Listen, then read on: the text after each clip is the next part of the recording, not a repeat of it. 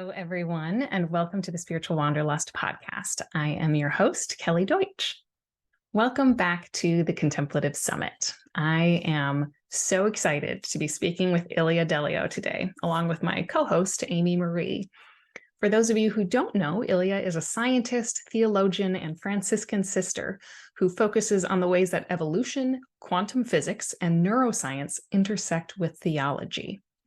Today, she's going to be sharing with us some of her wisdom and her story of going from pharmacology school to the Carmelites to her prankster years in the Franciscan novitiate, driving a beat-up car into the Bronx to study theology, to her years at a Georgetown think tank where she got to rifle through the personal papers of Teilhard de Chardin.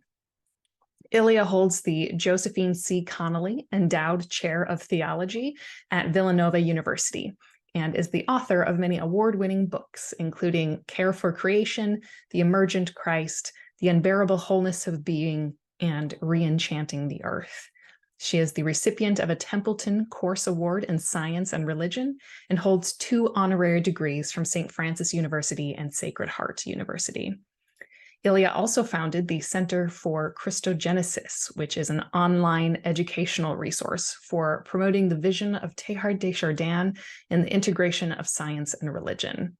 And we are just thrilled to have her with us today. Welcome, IIia. Thank you. It's nice to be here. Yeah, I wanted to start off today. For those who might not be familiar with you and your work and your story, how would you describe your spirituality in a sentence or two? Like, how do you relate to the sacred? I think today I might call it an integrative spirituality. My sense of the sacred is within nature, within people, within grounded in this reality of this power of oneness that we name as God. And they're all, in a sense, woven into each other. So I can't separate the sacred from one thing from the sacred of another thing. I think being grounded in God is to be grounded in the sacredness of all. So I live basically from that perspective, from that ground. Yeah, I love that.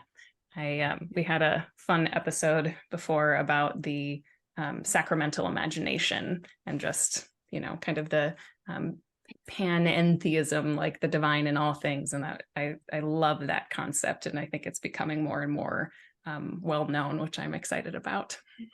Yes, a lot more people are beginning to talk about panentheism, although we don't yet have maybe the kind of structures and reinforcement of that from either liturgical worship or any of our systems, that they don't really nurture a panentheistic consciousness.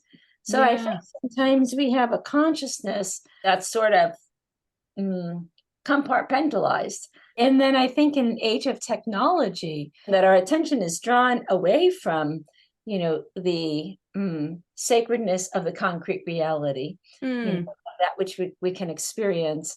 And our minds are drawn into a virtual reality, which also can have a sense of the sacred. I'm not saying that virtual reality does not. It's just that we don't want to condition ourselves to be only in the world of the virtual and to lose sense of the sacred in the real space-time, real blades of grass, real trees, real sky. I think that's part of our challenge today. We can get more into this later too, but I'm curious what you would envision those kinds of structures to look like. Like if we did have, a church or kind of more religious systemic structures to support finding the sacred in all things. I think we need a lot more structure around interiority, which is something I know. But most people don't even know that there's an interior life that exists at all, So people are shocked to find like, what, God dwells in me? Like, I'm like, yeah, that's actually where the reality is. This notion of withinness is still kind of foreign to us. And I think I think traditional religion has sort of like AI, it has diverted our attention away from the interior self or the interior life Mm. or the withinness and towards the withoutness, whatever the Pope says or Father says or whoever up there says, Mm. kind of that kind of authoritative figure outside us that constantly draws our attention away from ourselves towards that authority because it gives a lot of commands and dictates, like if you don't, the do's and don'ts, if you don't do this, you don't do that, it's not going to go well for you type thing. And Mhm. I think a lot of people, we've had kind of a dissociated self, and Mm. I think it's at the root of a lot of our challenges today. We don't even know what the self is. A lot of Mm. people, certainly young people on social media, always trying to find their self, like who am I? That question.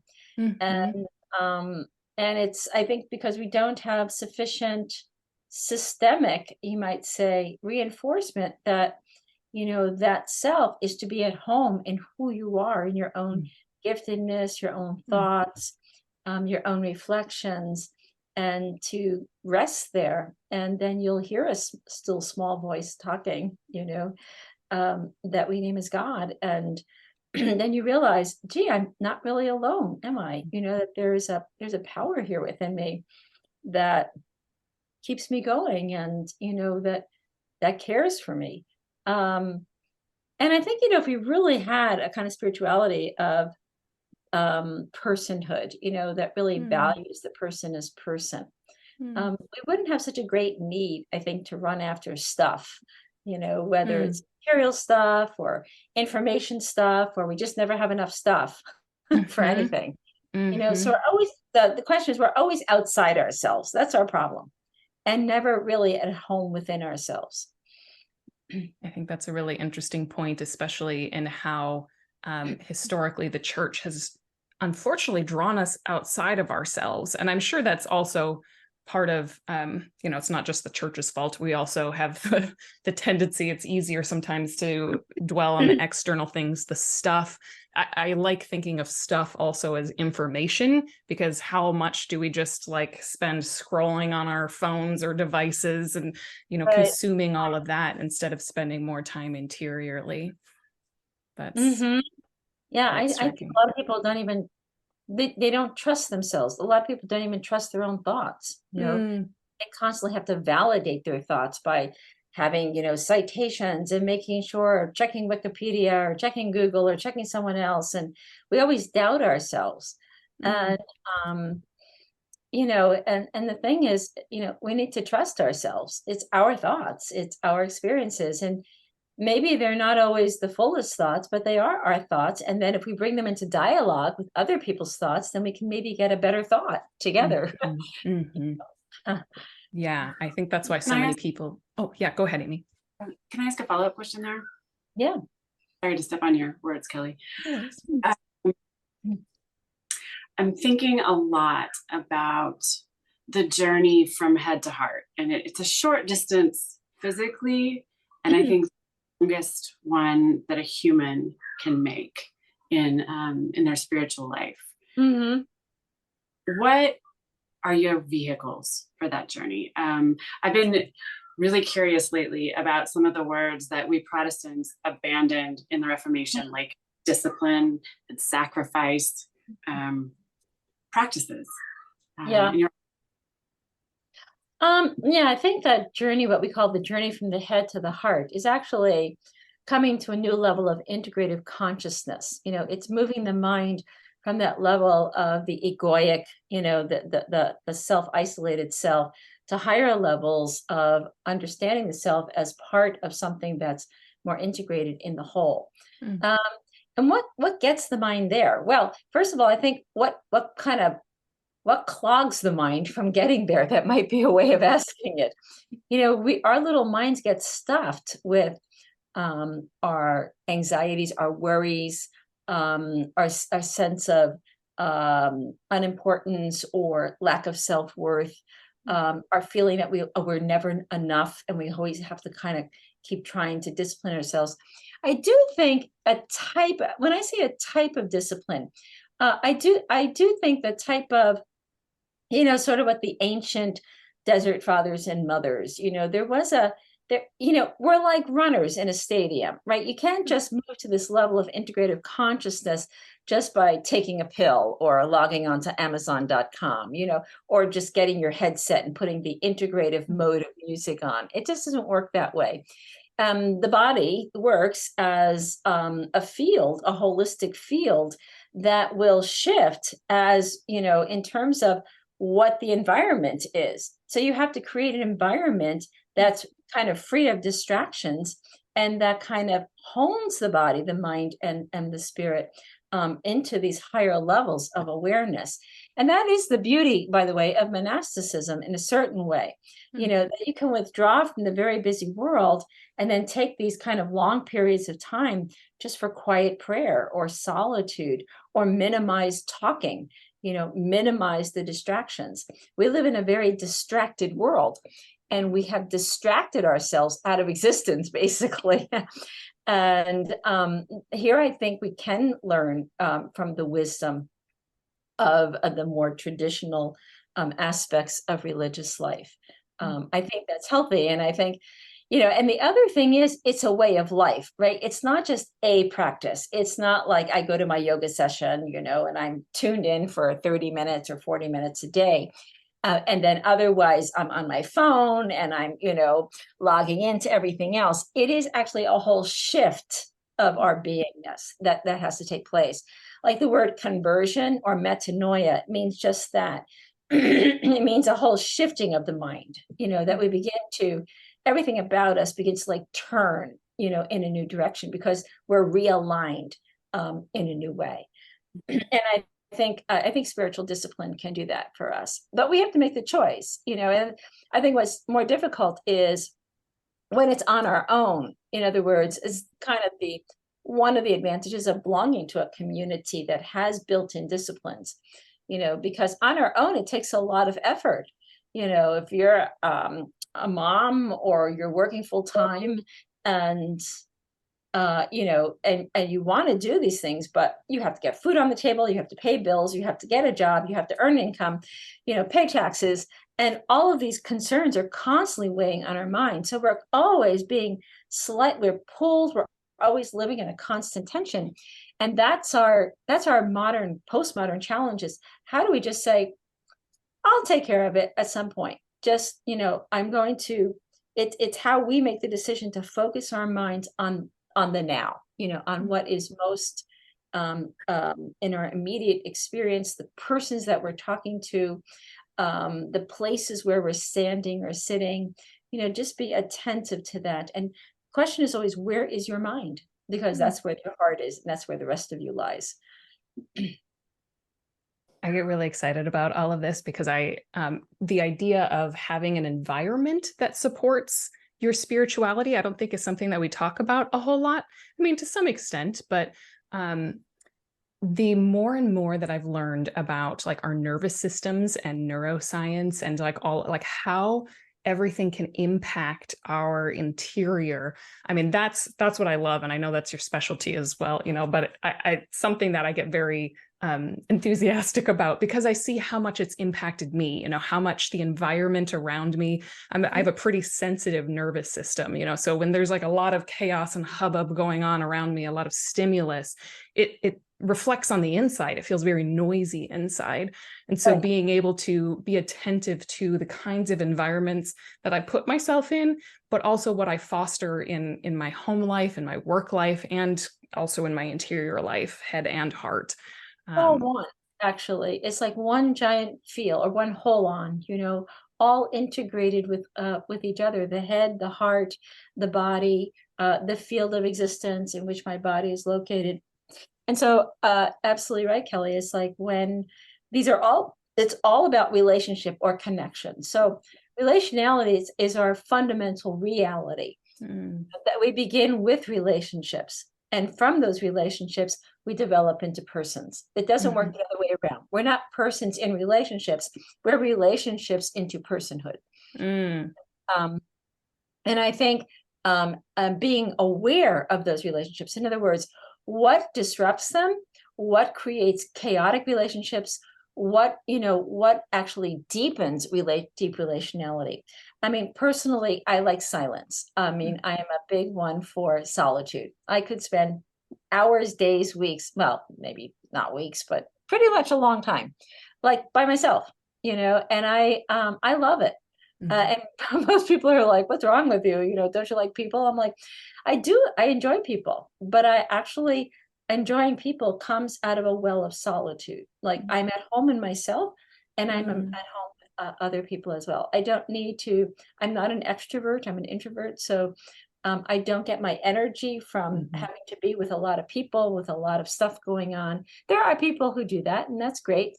And, it's funny. It's like personality is a combination of your genes, your history, your culture, your environment, all that makes you you, and each person has to know, what is it where you can find your greatest freedom and your, in a sense, at homeness in who you are.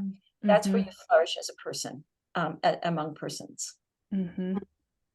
It's fascinating because I feel like mainline church has become sort of obsessed with the entertainment value or the distraction value, even the escape from real world in worship, instead of this sense of at homeness, connection, embodiment.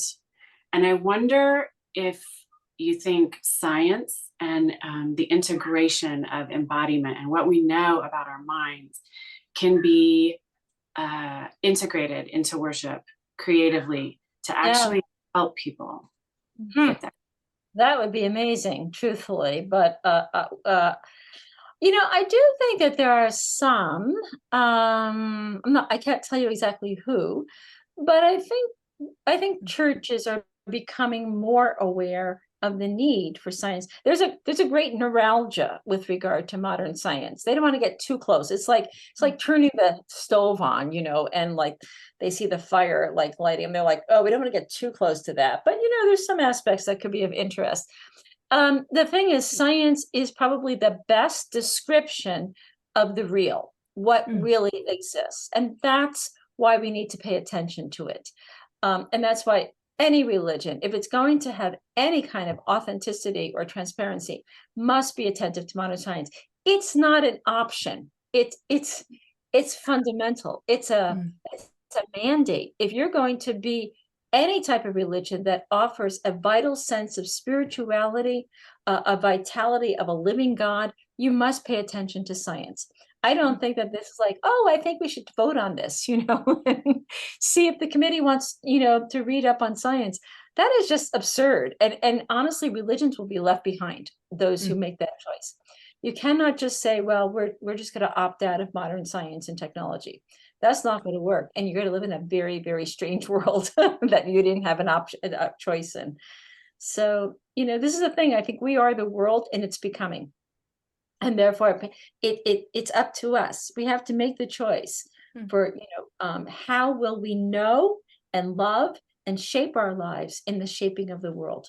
We can't leave it to others. It's not like up to Google or Microsoft, to shape our future. It's really up to us. Or as they say, the only way to predict the future is to create it. I'm thinking about something an old man said to me a couple of weeks ago. My daughter did an interfaith camp right before school started. She's 14. And we visited a Sikh temple, and they prepared this beautiful meal after worship. They sang for like an hour and a half, chanted, very embodied, lots of bowing and kneeling and standing up, singing. I was just totally alive. It felt so integrated, and it just invited so much beautiful participation. At the end of the service, they walked around and served this little ball of, they said it was a combination of wheat and honey. Honey is very sacred in their tradition. And maybe some ground up nuts. I can't remember. But they didn't explain it at all. And so I'm sitting at dinner then next to this man with the most beautiful eyes I've ever seen. And I said, could you tell me just a little bit more about what that means in your tradition? Oh, he says, we were eating God. Really? Wow. Huh. And That's not too different from Eucharist in the Catholic. Not at all. But if I mean, we said, I think there's a risk there, like that he took in saying that, and had they said it beforehand, I'm not sure I would have felt worthy yes, from like their tradition to yeah, partake. that is Yeah. amazing. Go ahead. Yeah, it's amazing because so is this Hindu tradition? Or? It's like, well, it's Hindu. My rudimentary understanding is that it's sort of a marriage between Hindu and Muslim traditions. Oh, wow.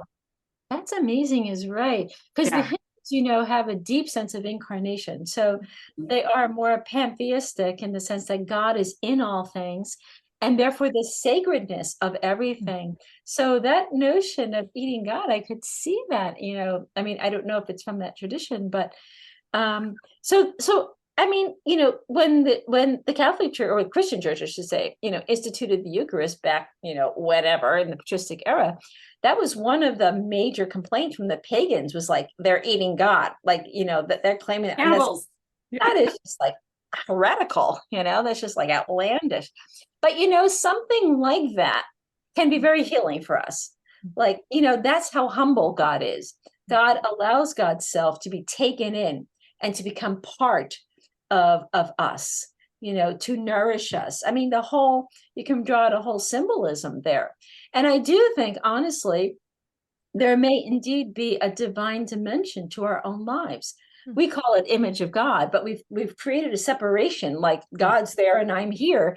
And I'm like, no, there's no God there and you're here. It's like you're here and God's here, right? So we don't, again, as long as we keep ourselves as lower creatures, in relation to a powerful God, we're always going to have a gap, a distance.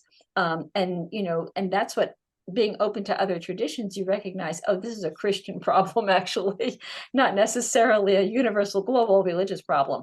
So I kind of like that idea, the intimate nearness of God, a God who is so humble, so much part of our lives, so much, integrated into our lives that God can be eaten by us to become part of us, so I'm all for it.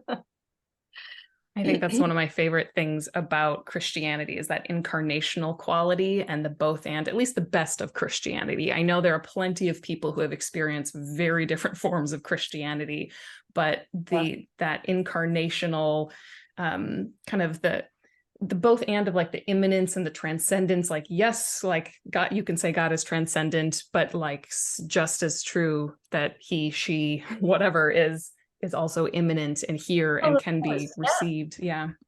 Right. You can't talk about transcendence without talking about immanence. It begins with our experience of God. So we have to know, I mean, you can't just talk about something that's out there without first knowing it here.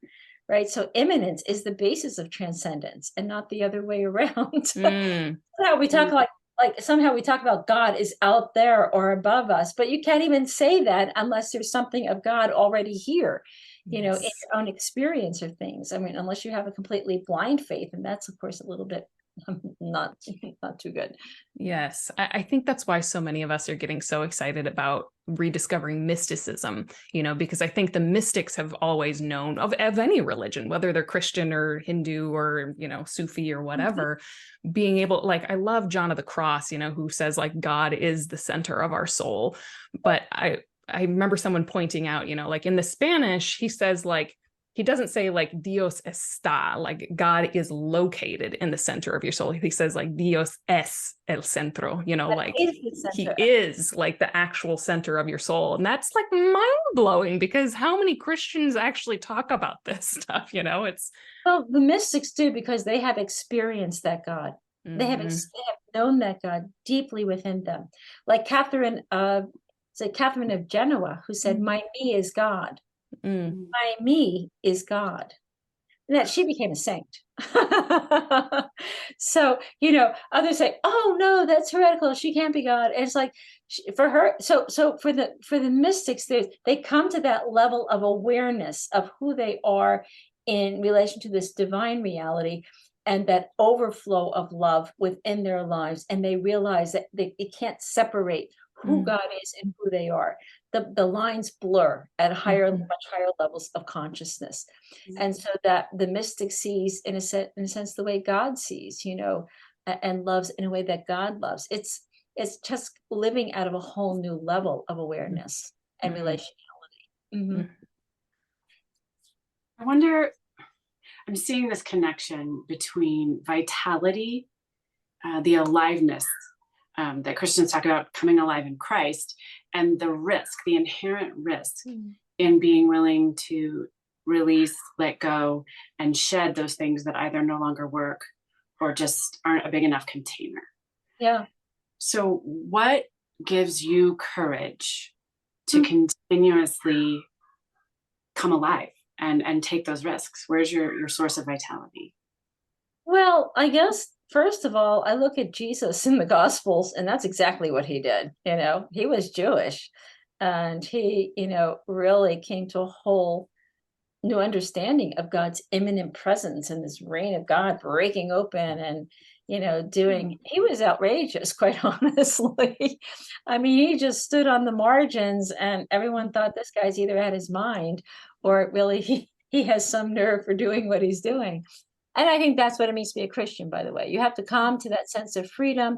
And what gives me is that the experience of God in my own life. I think I really have a deep sense of God's presence and a trust in that presence.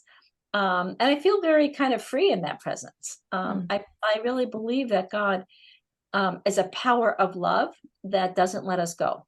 And so I believe in the words of the scripture, I am with you always, the unconditional love of God, but we have to believe in it. And then we have to let ourselves go into it.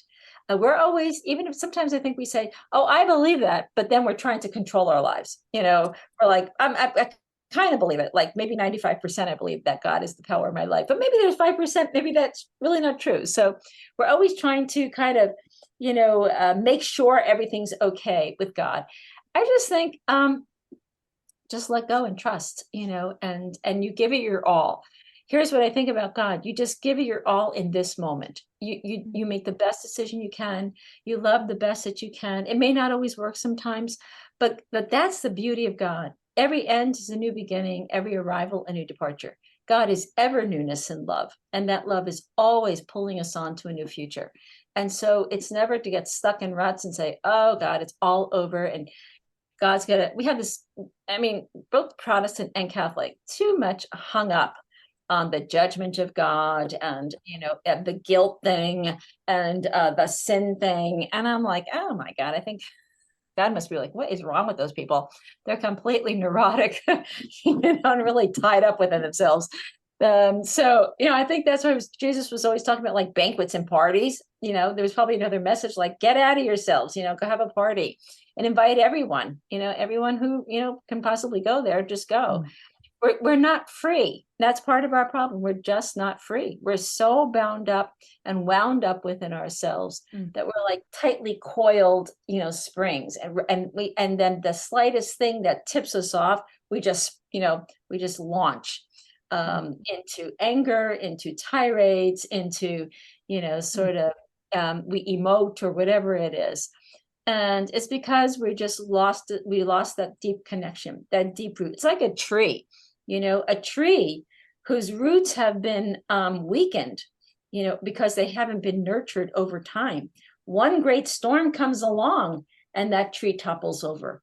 And it's the same thing with us. We topple over, if our roots are not strong in God. My favorite definition of sin is failure to trust the mystery. And I love that. Yeah. Thinking of it differently instead of like, just like the guilt and the judgment and like, did I cross over, this rule and where's the boundary? And, just like there is so much neuroticism in that we just kind of freak ourselves out instead of like, I think there's supposed to be so much more ease in the spiritual life, like that freedom you spoke of in that trust. First of all, I think we have to understand that we're sort of an unfinished product. We're not over and done, and we didn't like fail and get it wrong. We're in the making. We're persons in the making. And so I think sin is the resistance or the refusal to be part of the process of being made, to be part of that. So it's living in that, what I call the exile of, like rejecting the relationships that continue to make us whole. And so that's the beauty, that being a human, we can choose. We can make an option for being part of this process, and it's an ongoing process, right? We know we're not done, and we say, oh, I messed up. I didn't get it right. And God's like, yeah, okay, let's try this again. Let's just get up and like move on. So many people, they feel like, oh, my life's a failure because I didn't attain something, or, however people see them, it's too black and white, too binary. It's success, failure. It's like good, bad.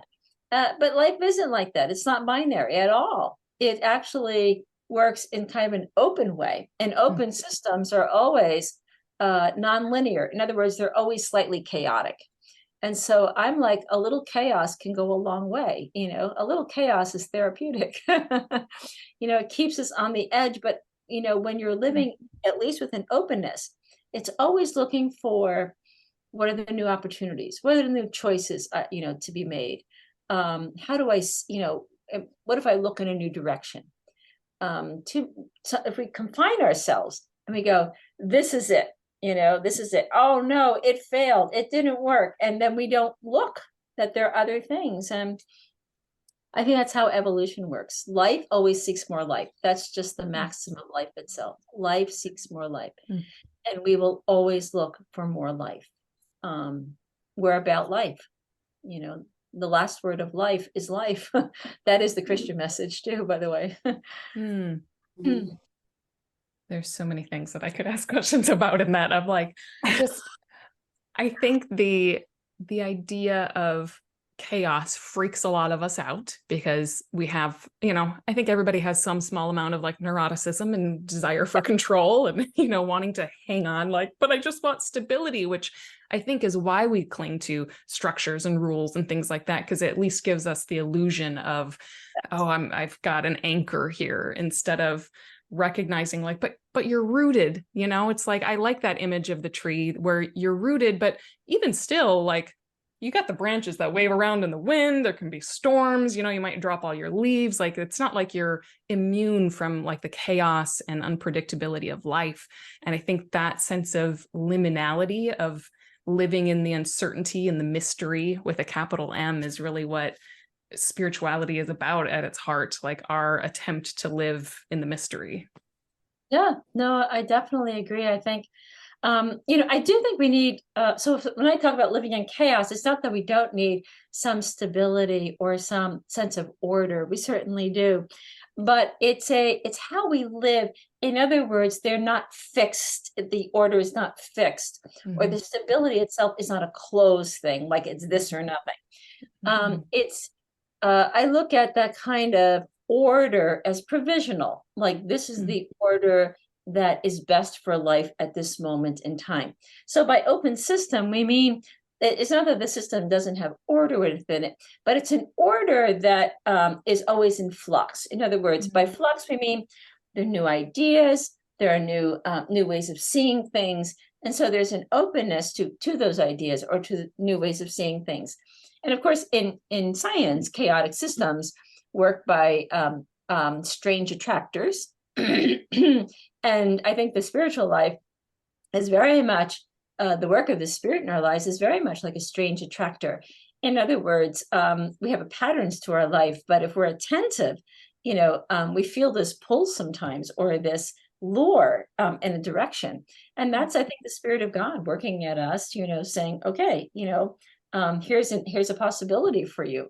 And if we allow that attractor to pull us, and we say, okay, let's try, this new job or something, and we move in that direction, over time, that attractor begins to build up and a new pattern of order emerges. We might move to Pennsylvania and take a job there, or we might marry this person, or we might choose to, whatever our choices of life are.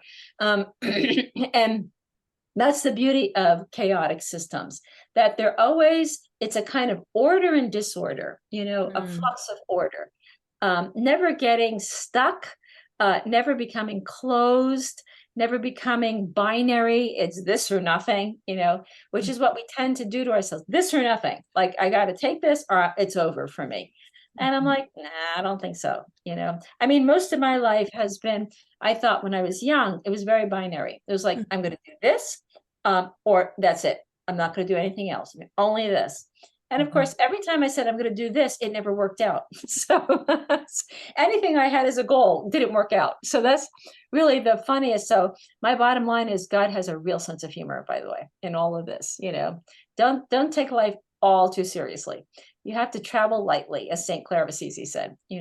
Shake the dust from your feet and just move with the Spirit, because we box ourselves in. Like, we set up our goals and we go, I have to achieve that goal, and then it never happens. And then you go, people will say, oh, my life's a failure. And I'm like, well, it's a failure if you didn't pay attention to what the other choices were, or what else was being held out as a possibility. So one thing I can say for myself is, while I set up goals, I was always very open to other possibilities. Like, I never thought about being a theologian ever, ever, ever, ever. That would have been the last option on my list of to-do things, to be a theologian. No. If someone said to me like 30 years ago, you're going to be a theologian, I'd be like, yeah, and you're going to be the Pope, so. Yeah. Can you tell us a little bit how that happened? Because I'm sure that must have been quite a shift after yes, I spent 12 and a half years studying science. So after I did a doctorate in pharmacology, then I entered a religious community. First of all, a very traditional one, a Carmelite monastery in Pennsylvania. And then they were going backwards, like most of the world was going forward. They were going backwards to like the traditional habit and, the grill and all this kind of stuff. And I was like, I really like the world. I really don't want to be so cut off from it. So I asked to take a leave of absence, and I was sent to live with German Franciscan sisters. And I said, oh my God, German Franciscan sisters. So actually went back and did a postdoc at Rutgers University in neurotoxicology. So I was working on methylmercury poisoning of sensory neurons and this type of stuff. Anyway, I had to redo the novitiate. That's basically the thing. Like, I've redone boot camp twice. And I think I just kind of really caused problems for the novice mistress or novice director and the superior. I was always asking questions. I was very rambunctious. I was always pulling pranks, on everyone. So I love it. they're like, what are you going to do with this one? She's like a live wire, So they called me in and they said, we'd like to send you for study. I'm like, studying what? So they said, well, how about spirituality? And I said, spirituality? I said, it sounds kind of fluffy, So I said, I had to take a theology course in college. Maybe I could do theology. They're like, great, study theology. So I had to go to a Catholic school. So I wound up going to Fordham University in the Bronx, and we lived in New Jersey. So I was a second-year novice when I started in graduate school, and they gave me the car that was in 4 accidents because I was driving to the Bronx, and they figured no one was really going to steal this car. So that's what I did every week. And when I started theology, I was like, oh, theology, you read a few books and write a paper. And it turns out there was a little bit more to the field of theology than I initially thought. And I loved it. I was in patristics, actually. I loved the early fathers of the church. I love the Cappadocian fathers. I wrote my master's thesis on Augustine and happiness in the rule of Augustine. So I know that, the area of patristics. And then I wound up working on Bonaventure, a Franciscan theologian, who was sort of the Franciscan equivalent of Thomas Aquinas, the two great lights of the 13th century. So I did a lot of work in medieval theology. So that was my initial training, actually, in patristic and medieval theology. But I had this doctorate in science, and then I finished, and the community said to me, well, you're going to have to work. I'm like, work? You want me to work after all this? They said, yes, you'll have to get a teaching job or something. So I never thought about teaching at all. I mean, that's the last thing I ever would have imagined for myself. So my first teaching job, I did teach part-time at Seton Hall University while finishing my doctorate in theology, on an intro to Roman Catholicism or Roman Catholic theology. Those poor kids. Now that I look back, I really feel sorry for them. I really doused them with stuff. My first teaching job was in science and religion at Trinity College in Hartford, Connecticut. And I thought, science and religion, no, no problem. I have 2 degrees. This should work. Not realizing it was a whole discipline that had been, flourishing since the 60s. So every week I'm like piles of books, trying to catch up on this area of science and religion. And then over time, I actually spearheaded a Franciscan theology section of a seminary, Washington Theological Union. I was the chair of spirituality there. And I ran a center for the Franciscan intellectual tradition there. So I did a lot in Franciscan theology and spirituality. But I always then had a toe in science and religion. So we got a certificate program in science and religion. I collaborated with people, and then I wound up at Woodstock Theological Center at Georgetown, which was a think tank. And that's really where I had the opportunity to really think about questions in science and religion. Excuse me. And we had part of the archives of Teilhard de Chardin. And that's where I began to, the program manager came in one day and he said, I have all these boxes in my closet. I think they belong to Teilhard. Excuse me. And I said, wow, really? Let me take a look. And he said, sure. So sure enough, it was Teilhard's notes from like 1917, and then some through the 20s, and then some into the late 40s, early 50s. And I was like, whoa. And then, of course, the legacy of Teilhard in France found out we had them at Georgetown and demanded them back. But, I did get a good chance to really sit with Teilhard's own writings during that time. It was pretty amazing. And he was just an amazing thinker because he wasn't very linear in his thinking. He would read stuff like he'd have like Time magazine. He'd write in English. And then he'd have diagrams all over the place because he was a scientist. So he actually processed things like a scientist, not like a theologian would, which was and he himself tells us over and over, I'm not a theologian, I'm a scientist. And that's very, very, and people forget that. And they're very critical of him sometimes. I'm like, dude, you gotta give the guy, some credit because he was brilliant. And he really was deeply insightful theologically and philosophically, but he was a scientist. And so he would write in French and then he would write in English a little bit. And it was amazing. So we did some projects there on Teilhard and on technology. We wrote a book on humanity on the threshold. So it was great. Georgetown was wonderful. And gradually my work in science and religion, it has developed over the last, I would say the last 15 years, because as I have reflected deeply on Teilhard, I've developed my own insights. And so a lot of my work is building on Teilhard and bringing Teilhard into the 21st century. And it's like anything else. If you stick with it long enough, you will, in a sense, become a master of it, like the woodworker, or the artist. It's like anything you do, if you do it over and over and over and over again, like piano players. I love to watch pianists and musicians and the brilliance sometimes of their playing. I'm like, wow, I would love to play like that. It's the same thing doing theology, right? Are you a musician, Amy? Or? No, but I understand what you're talking about. The flow, the 10,000 hours thing. Yes, 10,000 hours, 24/7, thinking about God. I do. Okay, I'm dying to ask you a question. Yeah. So in preparation for this, yesterday, Kelly and I were talking about the Venn diagram of science and religion and the very small overlap that most people are aware of in the center. I think you represent that beautiful space. And so I'm wondering about your perspective, informed by Teilhard, around healing and just what Jesus was up to when he would say to someone, take up your mat and walk. Yeah. Go and sin no more, you're forgiven.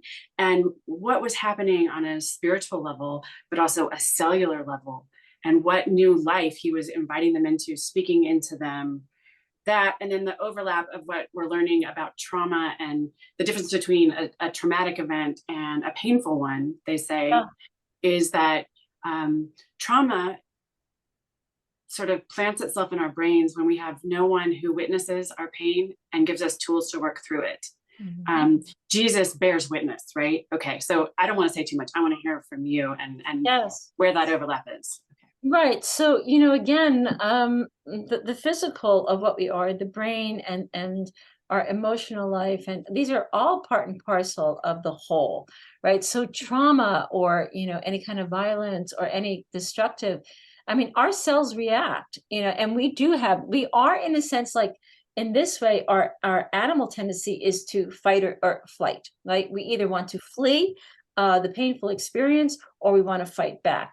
And that just goes hand in hand with survival.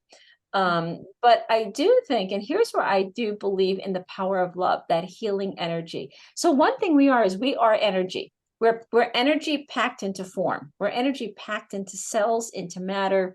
And I do believe, like, even as the miracle stories are told in scripture, the power went out from him. That's how the power went out from him.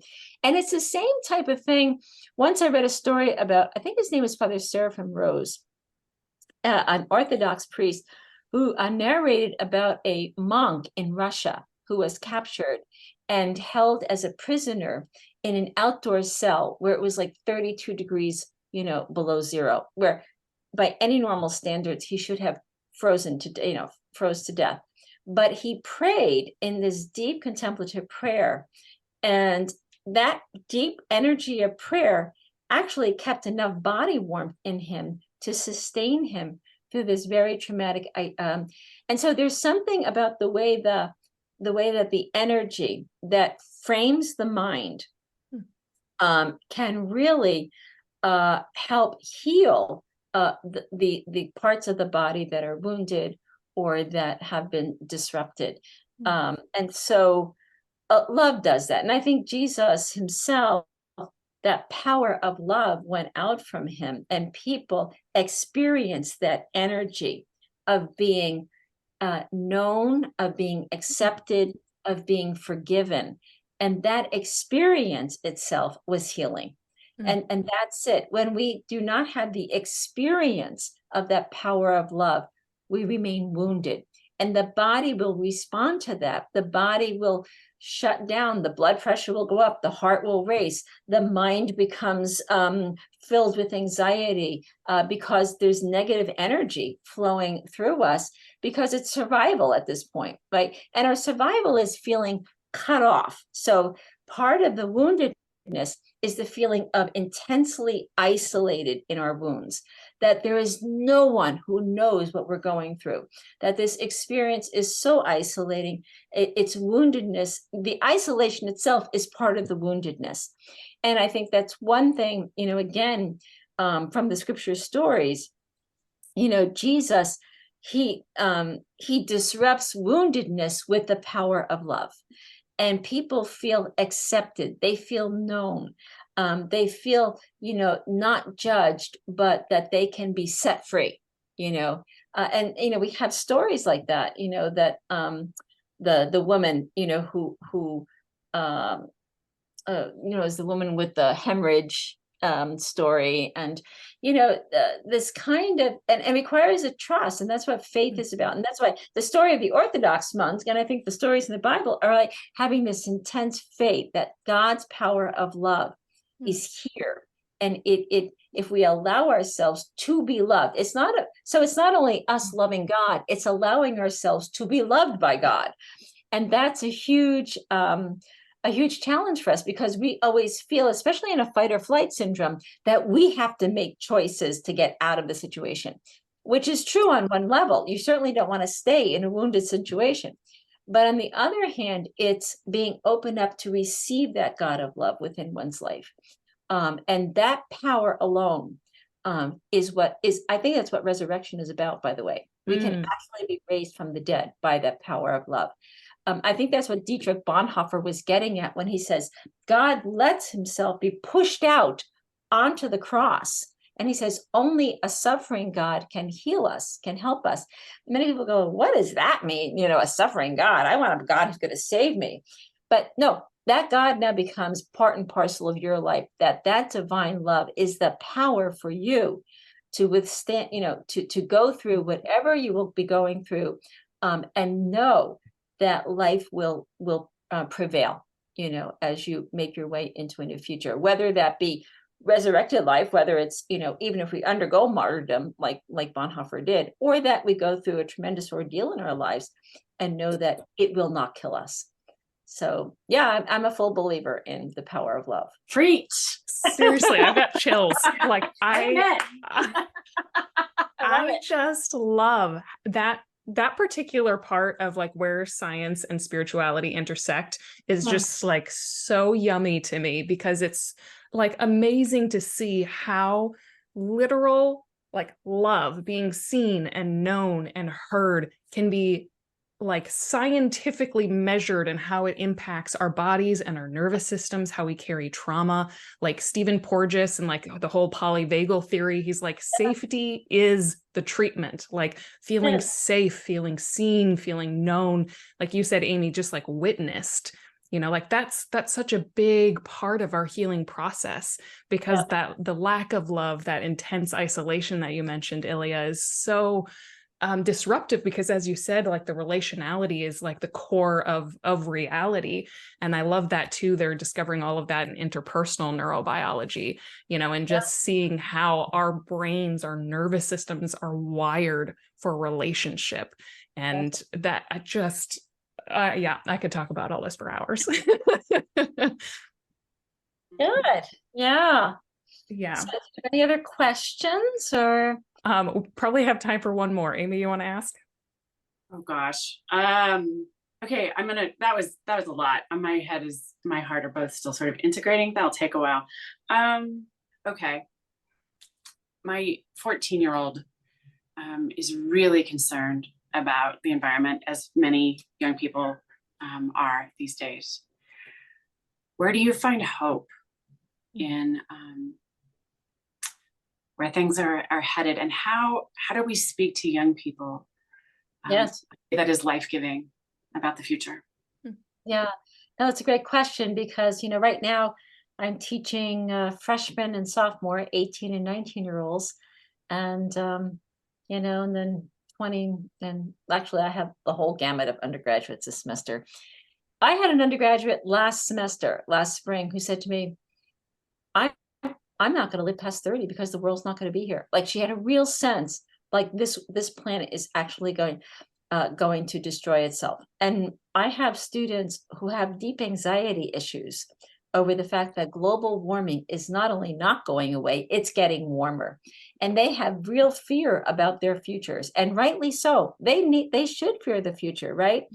And so what do we do? Well, first of all, I want students and I want young people to know you are what the future becomes. So what does that mean to be consciously part of the world's becoming? I think one thing we have to do is how we use technology for the holistic welfare of the planet. And that means you can't get lost on your social media sites for hours and hours and hours. Like, where your mind is, there the treasure lies, right? So we have to kind of unplug and really go into nature and be attentive to our own relationship with nature, and realize we are not the masters of nature. We are nature thinking now on a higher level. We are nature loving on a higher level.